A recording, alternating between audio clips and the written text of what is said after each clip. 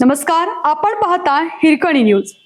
Hirkani news प्रत्येक क्षण ताज्या घडामोडी आणि महत्त्वाच्या प्रत्येक बातमीसाठी नेहमी तत्पर. डोळ्यात एकत गोळीबार पाहून बोबडीच वळली. टायर फुटल्यासारखा मोठा आवाज झाला आणि प्रत्यक्षदर्शी कामगारांनी सांगितला घटनेचा थरार.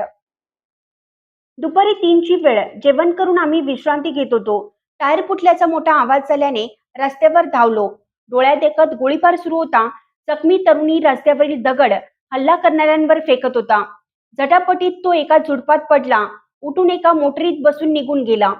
दुपारी 2:15च्या सुमारास भर रस्त्यात हा प्रकार डोळ्यात एकत पाहून आमची बोबडीच वळली होती. हा थरार घटनेचा प्रत्यक्षदर्शी स्वप्नील पोलिसांना सांगत होता. क्रांतिसिंह नाना पाटील नगर चौकापासून नवीन वाशी नाक्याकडे जाणाऱ्या रिंग रोडलगत टोलेजंग इमारती उभ्या आहेत. दुकानगाळे, फ्लॅटची कामे अंतिम टप्प्यात आली आहेत. ग्रिलिंग, वायरिंग, इंटेरियर डिझाईन, वॉलपुट्टीची कामे सुरू आहेत. स्वप्नील दुपारी 2:30च्या सुमारास डबा उघडून जेवायला बसला होता. काही मजूरही त्याच्यासोबत होते. जेवण करून गप्पा सुरू असताना टायर फुटल्यासारखे आवाज पाठोपाठ आले. स्वप्नील धावत मुख्य रस्त्यावर आला.